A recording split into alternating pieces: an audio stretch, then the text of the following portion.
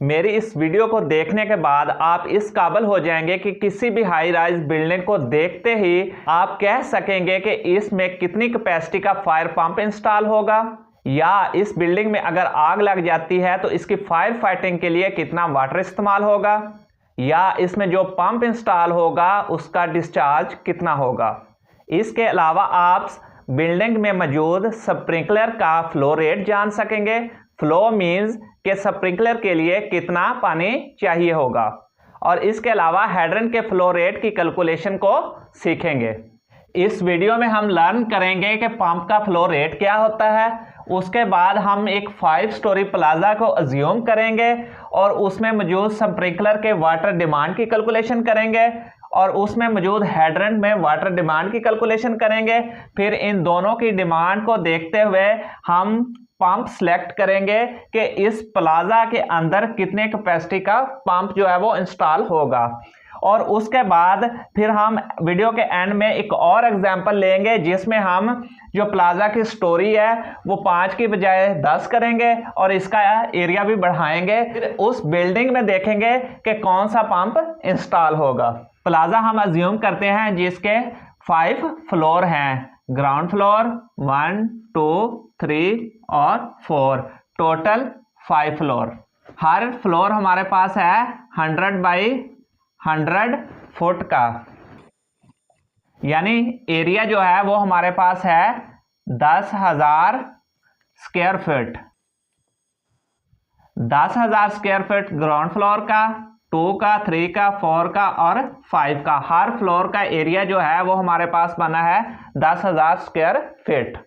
अब हम सीखेंगे फायर पंप का फ्लो रेट क्या होता है। फायर पंप का फ्लो रेट पानी की वो क्वांटिटी होती है जो पंप 1 मिनट में डिलीवर करता है। आइए इसको एग्जाम्पल के साथ सीखते हैं। ये एक हमारे पास जो है वो पंप है और इसका जो एक पाइप है वो जाता है इधर वाटर टैंक के अंदर। उसके बाद दूसरा पाइप जो इधर से पंप से इस बिल्डिंग के अंदर। अब हमने पंप को ऑन किया, पंप ने यहाँ से जो है वो पानी लेना स्टार्ट किया और इसको डिलीवर किया इस बिल्डिंग में। 1 मिनट के बाद हमने पंप को ऑफ कर दिया। उसके बाद हम देखेंगे कि पंप ने यहाँ से पानी जो है वो इस बिल्डिंग के अंदर जितना डिलीवर किया वो पंप का फ्लो रेट होगा। इसमें जो हम सारी कैलकुलेशन कर रहे हैं वो हम जीपीएम में कर रहे हैं। जीपीएम अब्रीविएशन होता है गैलन पर मिनट का। अगर पंप ने 10 गैलन पानी जो है वो 1 मिनट में डिलीवर किया तो इस पंप का जो फ्लो रेट होगा वो 10 जीपीएम होगा। सेकंड नंबर पे हम पढ़ेंगे स्प्रिंकलर वाटर डिमांड, यानी कि प्लाजा के अंदर जो स्प्रिंकलर है उसका फ्लो रेट कितना होगा। NFPA उसका फार्मूला जो हमें देता है वो होता है Q is equal to design density multiply design area. Design density हमें देता है 0.15 GPM पर square feet, multiply design area हमें देता है 1500 स्क्वायर फीट। डिजाइन डेंसिटी 0.15 पानी की वो क्वांटिटी है जो कि 1 स्क्वायर फीट एरिया में लगी आग को बुझाने के लिए चाहिए हमें। यानी कि अगर 1 स्क्वायर फुट 1 बाय 1 फुट का जो एरिया होगा अगर इसमें आग लग जाए तो इसके लिए हमें 0.15 गैलन जो है वो हर मिनट पानी दरकार होगा इस आग को बुझाने के लिए, और इसको हम मल्टीप्लाई कर देते हैं 1500 स्क्वायर फीट के साथ। अब आपके जहन में ये क्वेश्चन आ रहा होगा कि हमारे पास जो एक प्लाजा है इसका जो फ्लोर है उसका जो एरिया है वो 10,000 स्क्वायर फुट है और हमारे पास इसके 5 फ्लोर हैं 10, 20, 30, 40, 50, और जो इसका टोटल एरिया बनता है वो 50,000 स्क्वायर फीट बनता है। लेकिन हम इसको मल्टीप्लाई कर रहे हैं सिर्फ 1500 स्क्वायर फीट के साथ। तो इसका आंसर ये है, NFPA हमें कहता है कि जब भी किसी हाई राइज बिल्डिंग में आग लगती है तो वो आग किसी एक फ्लोर के किसी एक कोने में ऊपर नीचे साइड से स्टार्ट होती है। अगर वो आग किसी एक फ्लोर के इस कोने से स्टार्ट होती है तो जब आग इस कोने से स्टार्ट होती है तो इस एरिया में मौजूद जो स्प्रिंकलर होंगे सिर्फ वही ऑन होंगे, ना कि इस पूरे जो बिल्डिंग है इसके स्प्रिंकलर ऑन होंगे। तो इस एरिया के जो स्प्रिंकलर ऑन होंगे इस आग को बुझाने के लिए, जो वो एरिया है वो NFPA 1500 स्क्वायर फीट अज्यूम करता है। स्प्रिंकलर के वाटर डिमांड के लिए हम इस बिल्डिंग के पूरे एरिया को अज्यूम नहीं करेंगे, सिर्फ हम NFPA के दिए हुए इस 1500 स्क्वायर फीट को लेंगे। इन दोनों को अगर हम मल्टीप्लाई करेंगे तो हमारे पास आ जाएगा 225 GPM। उसके बाद हम लेते हैं ओवर डिस्चार्ज फैक्टर। वो हम लेते हैं 15%। 225 का जो है वो 15% हम लेंगे, वो हमारे पास आ जाएगा 33 GPM। 225 को हम 33 में प्लस कर देंगे तो ये हमारे पास आ जाएगा 258, यानी कि round about 260 GPM। Over discharge factor को हम सेफ्टी फैक्टर भी कहते हैं, यानी कि ये हम 15% और इसमें ऐड करते हैं। इसके बाद हम इसमें ऐड करते हैं हॉल स्टीम अलाउंस, ये होता है 250 GPM। हॉल स्टीम अलाउंस वो अलाउंस होता है जब इस बिल्डिंग में आग लगती है तो फायर डिपार्टमेंट से भी जो गाड़ी आती है वो भी पानी जो है वो इसी बिल्डिंग में लेती है, तो उसके लिए हम जो है वो 250 गैलन जो है वो पानी वो अजाफी जो है वो हम कैलकुलेशन में ऐड करते हैं। अब जो टोटल स्प्रिंकलर डिमांड होगी वो होगी 260 प्लस ये 250 ये वाला, ये टोटल बन जाएगी 510 GPM। मीन्स के इस बिल्डिंग में स्प्रिंकलर के लिए जो हमें फ्लो रेट चाहिए, जो हमें वाटर चाहिए वो 510 गैलन पर मिनट चाहिए अगर इस बिल्डिंग में आग लगती है तो। अच्छा, इसमें जो एक चीज़ जो है वो याद रखने वाली है वो ये है कि ये जो डिज़ाइन डेंसिटी है और ये जो होल स्टीम अलाउंस है इसकी जो वैल्यू है 0.15 और 250 GPM, ये हैज़र्ड की टाइप के साथ चेंज हो जाती हैं। अगर लाइट हैज़र्ड होगा तो डिज़ाइन डेंसिटी की जो वैल्यू होगी वो 0.10 GPM होगी। अगर ऑर्डिनरी हैज़र्ड होगा तो इसकी जो वैल्यू है वो यही वाली 0.15 GPM पर स्क्वायर फीट होगी। और अगर एक्स्ट्रा हैज़र्ड होगा तो इसकी जो वैल्यू है वो 0.30 से 0.40 गैलन पर मिनट पर स्क्वायर फीट होगी। इसी तरह हॉल स्टीम अलाउंस जो है वो लाइट हैज़र्ड पे 100 GPM, ऑर्डिनरी हैज़र्ड पर यही वाला 250 GPM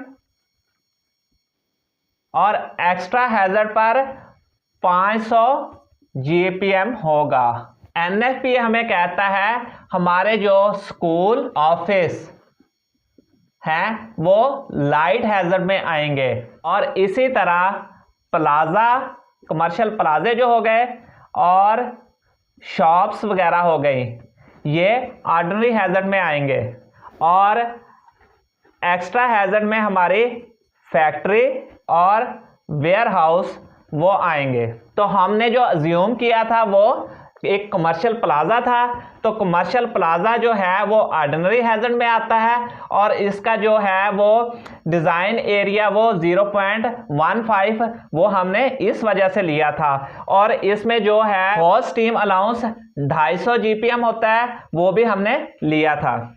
अगर इस प्लाजे की जगह हमारे पास किसी स्कूल या ऑफिस की बिल्डिंग होती तो ये फिर डिज़ाइन एरिया और स्टीम अलाउंस की वैल्यू ये वाली आनी थी। और अगर यहाँ पे हम फैक्ट्री का जो है वो उसका जो फायर पंप फ्लोर डिज़ाइन करते तो उसमें जो वैल्यू आनी थी वो ये वाली आनी थी। अब हम तीसरे नंबर पे पढ़ते हैं कि इस बिल्डिंग में मौजूद हाइड्रेंट के वाटर डिमांड की। तो एनएफपीए हमें जो है वो कहता है कि बिल्डिंग में मौजूद आप जो पहला जो राइजर लोगे, हाइड्रेंट लोगे, फर्स्ट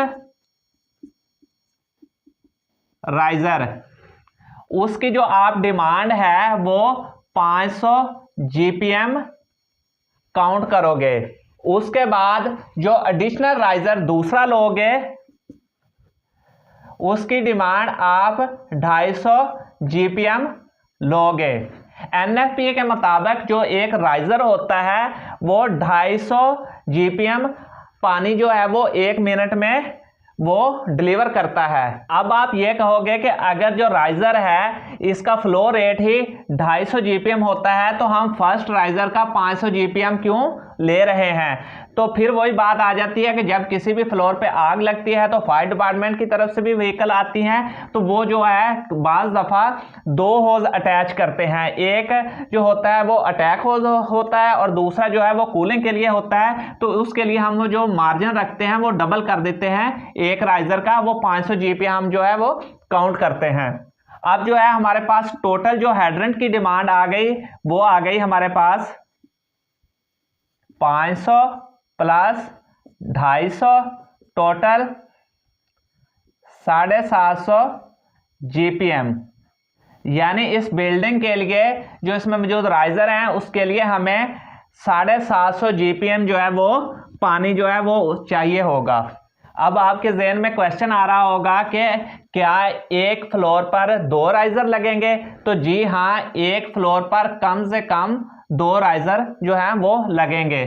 फिर आप सोचोगे कि हमारे पास फ्लोर जो है वो तो हमारे पास 5 हैं और 5 दूनी 10, तो राइजर हमारे पास 10 हैं लेकिन हम काउंट सिर्फ 2 राइजर कर रहे हैं।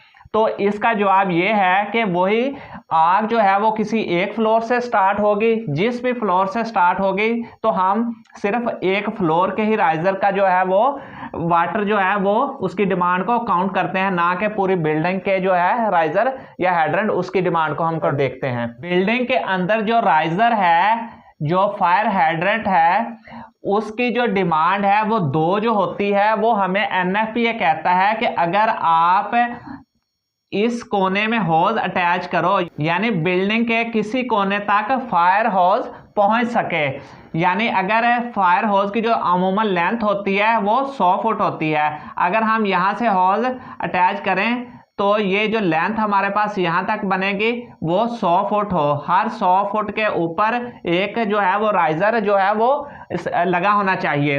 अब फायर होज जो है वो उस पर इसकी लेंथ 100 फुट है और इसमें जो पानी थ्रो होता है वो तकरीबन उसकी जो लेंथ बनती है वो 30 फीट तक बनती है। अब आपके जहन में ये सवाल आ रहा होगा कि हमारे इस बिल्डिंग के लिए तो जो एक ही जो हाइड्रेंट है वो काफ़ी होगा, क्योंकि जो हमारी बिल्डिंग का एरिया है वो 100 बाई 100 का है, तो फिर इसके लिए हमने ये दूसरा हाइड्रेंट क्यों लगाया? एनएफपीए इसीलिए कहता है कि हर बिल्डिंग में कम से कम एक फ्लोर पर 2 हाइड्रेंट लाजमी होने चाहिए। एक हाइड्रेंट जो है वो आपका फायर फाइटिंग करेगा, दूसरा हाइड्रेंट जो होगा उसमें जो होज होगा वो कूलिंग के लिए इस्तेमाल होगा। या फिर इस तरह भी हो सकता है कि अगर हम एक ही जो हाइड्रेंट इधर लगाते वो हमारी बिल्डिंग तो कवर कर लेता, और खुदा ना खास्ता अगर ये जो हाइड्रेंट है ये किसी भी वजह से इसका वाल जो है वो ख़राब हो जाता या बंद हो जाता तो फिर हमारे पास स्टैंड बाई पे दूसरा हाइड्रेंट नहीं था। तो इसीलिए हर बिल्डिंग में कम से कम 2 हाइड्रेंट होने चाहिए। अब हाइड्रेंट डिमांड हमारे पास आई है 750 जीपीएम और जो स्प्रिंकलर की डिमांड थी वो हमारे पास आई थी 510 जीपीएम जो हमने निकाली थी।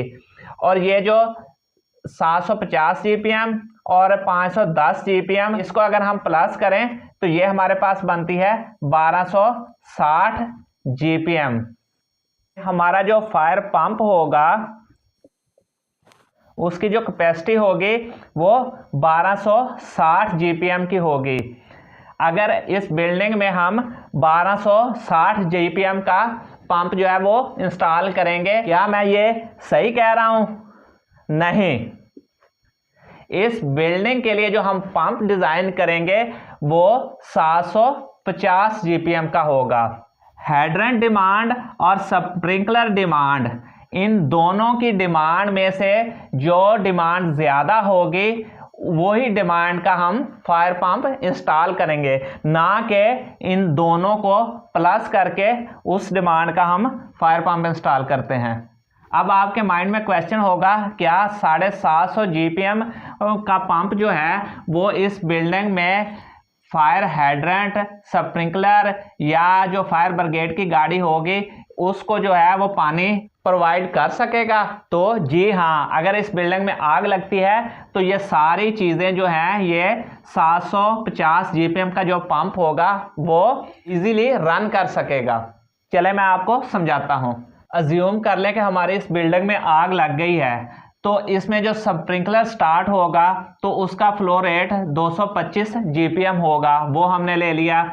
और उसके बाद हमने फर्स्ट राइजर पे जो है वो होज अटैच कर दिया, उसका जो फ्लो रेट होगा वो 250 जीपीएम होगा, वो हमने ले लिया। उसके बाद हमने फिर दूसरा भी होज अटैच कर लिया, उसका जो फ्लो रेट होगा वो भी 250 जीपीएम होगा, वो भी हमने ले लिया।